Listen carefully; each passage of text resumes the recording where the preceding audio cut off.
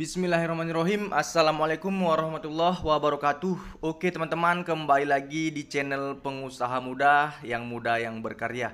Oke teman-teman, di kesempatan kali ini kita menjelang lebaran ya, panen lagi di kolam sebelah rumah. Dan juga kita akan panen di kolam sistem bioflok kita. Karena di sini targetnya kita tepat ya teman-teman ya.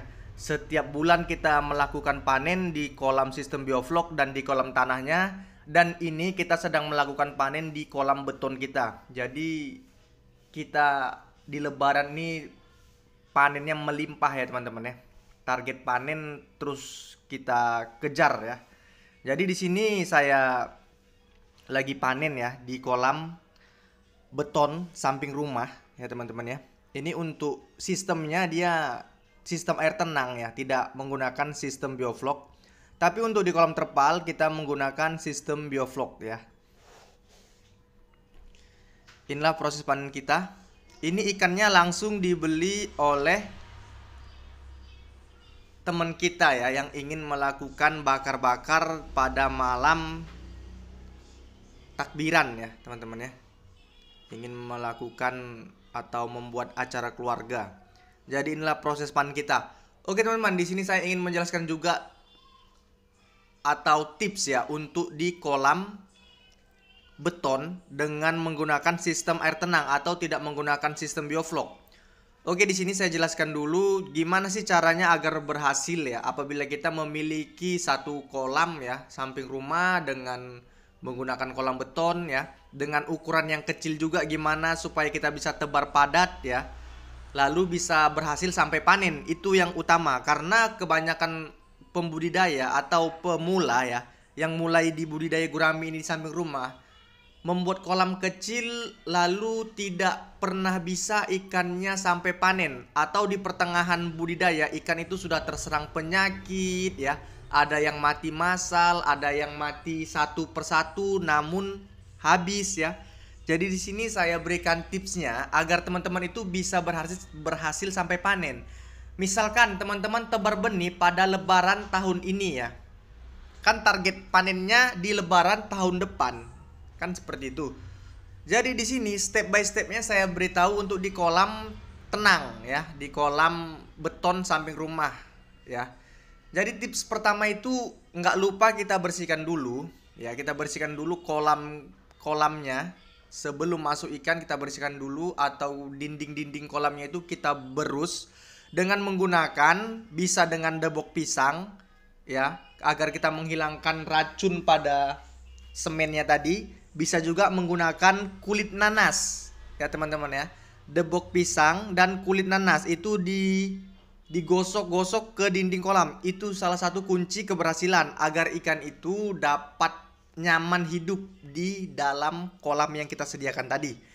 Jadi setelah itu ya, setelah kolamnya sudah bagus, tadi kita bersihkan, sudah bersih, lalu langkah selanjutnya kita isi air. Kita isi air ya teman-teman ya. Walaupun tadi ada, tapi setelah kita bersihkan semua baru kita isi air ya teman-teman ya. Kita isi air lalu kita berikan garam. Yang utama itu kita berikan garam. Karena garam ini dapat membunuh bakteri atau mengurangi zat-zat besi pada air ya teman-teman ya. Jadi dia bisa menetralkan lah untuk airnya tadi. Jadi air jadi lebih baik teman-teman. Setelah kita berikan garam ya, air itu kita hendapkan dulu.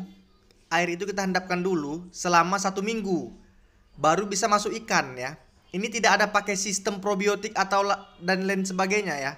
Kita berikan garam saja, air kita hendapkan dulu guna membunuh bakteri tadi ya. Setelah kita hendapkan 1 minggu baru bisa kita masuk benih teman-teman. Baru bisa kita masukkan benihnya. Setelah masuk benih, nggak lupa juga jangan langsung diberikan makan pada benih tadi ya. Karena benihnya akan stres kalau kita langsung berikan makan.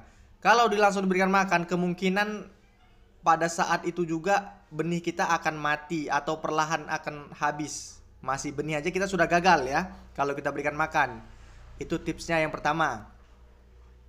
Lalu selanjutnya, di usia sekitar 3 bulan pertama atau 2 bulan lah katakan ya, 2 bulan saja teman-teman ya. 3 bulan lah, 3 bulan bisa, 3 bulan ya, 3 bulan pertama itu kan air sudah sangat kotor ya, sudah sangat kotor. Alangkah lebih baiknya kita ganti total air itu. Jadi kita harus memperhatikan air dulu. Airnya kita ganti total. Ini untuk di kolam tenang ya, atau kolam betonnya. Oke, sebelum kita lanjut, di sini saya jelaskan juga, di sini kita sedang melakukan panen di kolam sistem bioflok kita, teman-teman ya. Nah, ini kita proses panennya. Ini mau kita kirim juga ke salah satu ya teman-teman kita lah yang ingin bakar-bakar teman-teman, karena ini panen tipis-tipis saja, panen kecil-kecilan ya. Oke, ini kita panen ya. Target tercapai di lebaran ini. Oke, tadi saya lanjutkan dulu ya di kolam tenang ya, karena kemungkinan besar teman-teman semua udah banyak tahu di kolam sistem bioflok versi pengusaha muda ya. Sudah sangat lengkap ya. Jadi saya jelaskan tadi di kolam air tenangnya, saya lanjutkan ya. Setelah tadi di usia 3 bulan, kita sudah berhasil nih sampai 3 bulan ya budidayanya. Itu kan sudah bagus. Kita ganti air total, ya. Kita bersihkan airnya, kita ganti air total ya. Gimana ikannya bang? Ya caranya ya ditaruh di ember-ember dulu, kan ikannya belum terlalu besar. Kita pindahkan dulu, angkat aja ikannya semua. Pindahkan dulu ikannya atau taruh di drum dulu kan. Jadi kalau kita sterilkan lagi, kotoran ikannya kita bersihkan lagi kan semuanya ya. Setelah bersih kita isi air, lalu kita sebarkan lagi garam teman-teman. Kita sebarkan lagi garam ya. Setelah kita sebarkan garam ya, langsung aja ikannya dimasukkan, tidak masalah.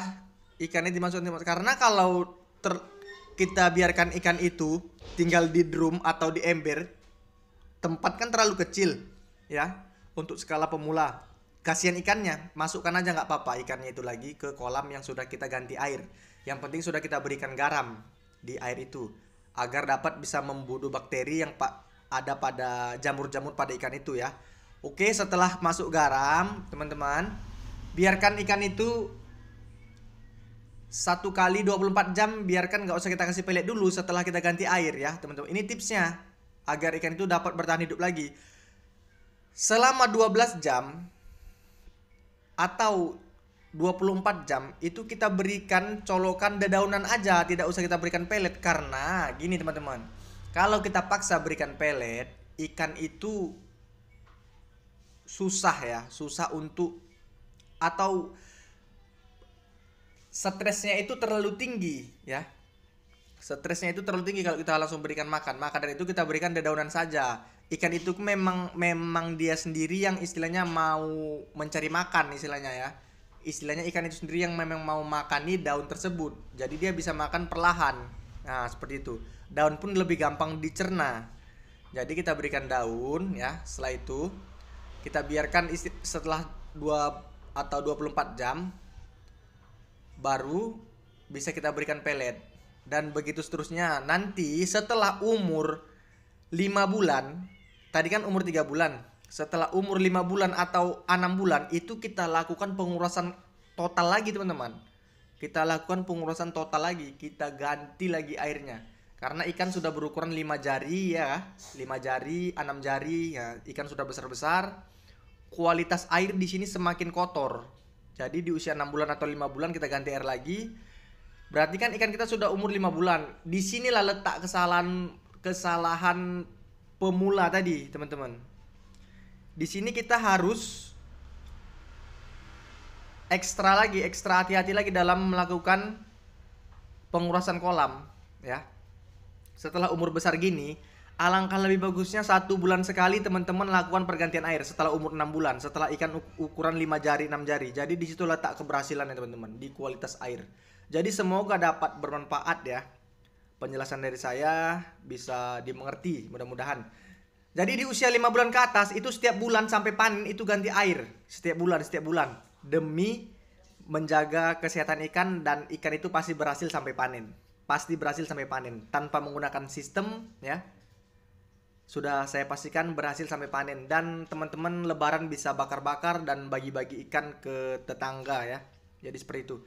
Oke, di sini saya rasa sudah sangat jelas ya teman-teman ya. untuk panen di kolam bioflok dan panen di kolam beton sistem biasa. Assalamualaikum warahmatullahi wabarakatuh.